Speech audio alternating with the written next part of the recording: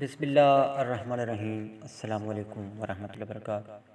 سامعین معظم، آج ایک اہم ترین تازہ ترین خبر کو لے کر حاضر ہوا ہوں۔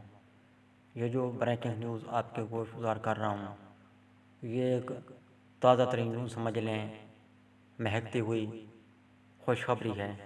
یہ خوشخبریاں ان لوگوں کے لیے جو کہ بلدیاتی انتخابات کے کافی عرصے سے منتظر تھے کہ بلدیاتی انتخابات کب ہوں گے بھی یا نہیں ہوں گے، اگر ہوں گے تو کب تک ان کی ڈیٹ فکس کی جائے گی۔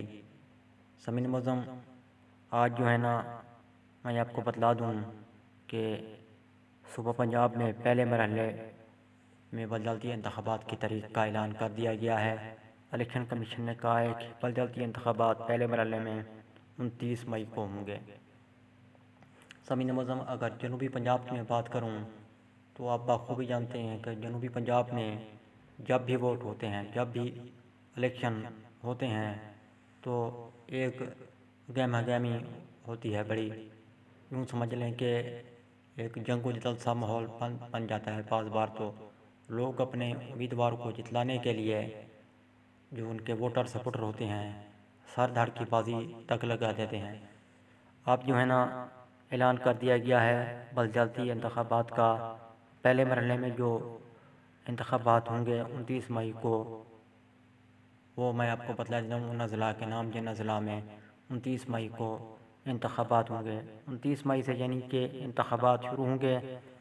پہلے مرحلے میں جن اضلاع میں انتخابات ہوں گے ان میں راجن پور، ڈیرہ غازی خان، مظفر گڑھ، لیا، ویہاڑی، بہاولپور، خانیوال، منڈی بہاؤدین، پاک پتن، سہیوال، ٹوبہ ٹیک سنگھ، گجرات، خوشاب، سیالکوٹ، اٹک، جہلم اور حافظ آباد شامل ہیں۔ سامعین معظم، دوسرے مرحلے میں یقینی طور پر اگر انتخابات ہوں گے تو دیگر اضلاع میں ہوں گے۔ دیگر اضلاع کی ڈیٹ بعد میں فکس کی جائے گی اور ان کے نام بھی بعد میں بتلائے جائیں گے۔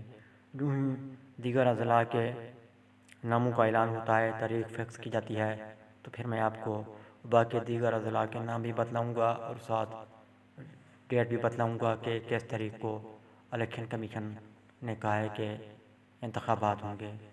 یہ ان اضلاع کے نام میں نے آپ کو بتلا دیے جن اضلاع میں 29 مئی سے پہلے مرحلے میں انتخابات ہوں گے۔ سامعین معظم، یہ تھی تازہ ترین خبر ان لوگوں کے لیے، تازہ ترین خوشخبری، ایک خوشگوار خوشبودار ہوا کا جھونکا کہہ لیں۔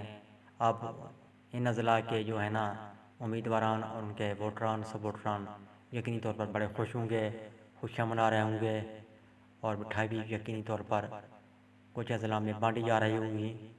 وہ لوگ مٹھائیاں کھانے کھلانے میں مصروف ہوں گے۔ سامعین معظم، نئی خبر تک مجھے دیجیے اجازت۔ اللہ حافظ۔ پاکستان زندہ باد۔